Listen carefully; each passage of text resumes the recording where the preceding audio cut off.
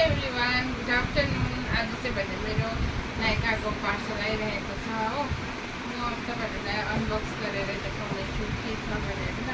हेर्नुहोस् त, मजाले आइरहेको छ। अघि बिहान आएको, म सुतिरहँदा नै अब चाहिँ म तपाईँहरूलाई अनबक्स गरेर देखाउँछु। पार्सल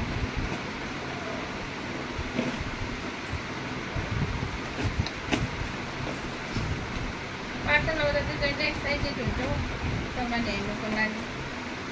कस्तो आएछ भनेर।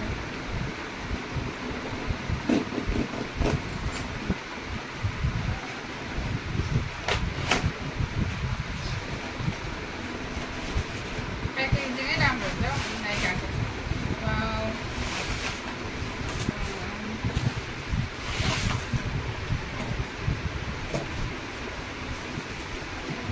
मैले चाहिँ के मगाएको थिएँ भन्दा चाहिँ नि गाइस, स्ट्रिक्सको नि मैले हेयर मास्क मगाएको थिएँ।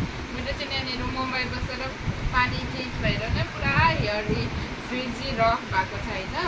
अन्त केमिकल बेसी भएको सेम्पू युज गऱ्यो भने अझै हेयर बिग्रिन्छ भनेर चाहिँ मैले स्ट्रिक्स प्रोफेसनलको युज गर्नुको लागि यो किनेको छु। हेर्न सक्नुहुन्छ हो, स्ट्रिक्सको हेयर मास्क।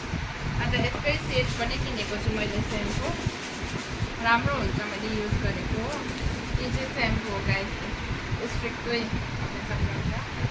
यता चाहिँ मुम्बईमा चाहिँ पानी वाटर पुरा सल्टी हुँदो रहेछ, पुरा बेसी क्लोरिनहरू भएको कारणले गर्दा म चाहिँ यो स्ट्रिक्सकै सेम्पू पनि किनेको छु। स्ट्रिक्सको नै हेयर मास्क पनि किनेको छु, किनभने मेरो हेयरलाई पनि हेल्दी राख्नु पऱ्यो भनेर। किनभने आफू मात्रै हेल्दी भएर पनि होइन, आफ्नो हेयर पनि सँगसँगै केयर गर्नुको लागि यो दुइटा मगाएको छु। अन्त यो दुइटा किन्दा पनि अर्को मैले सामान मगाइहालेको छु, सजिलो हुन्छ एउटैमा, डेलिभरी चार्ज लाग्दैन भनेर चम्चो भएर मैले अर्को सामान पनि मगाइरहेको छु। यो चाहिँ के हो भन्दाखेरि अन्डर आर्म डियोड्रेन्ट। समरमा एकदम राम्रो हुन्छ, यो लगाएर पसिनाहरू आउँदैन हो।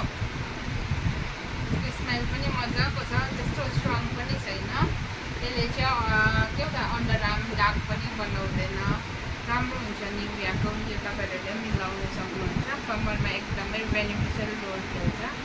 र गाइस, आजको चाहिँ यति नै थियो। मेरो 3टा सामान मगाएँ हो। Thank you guys for watching.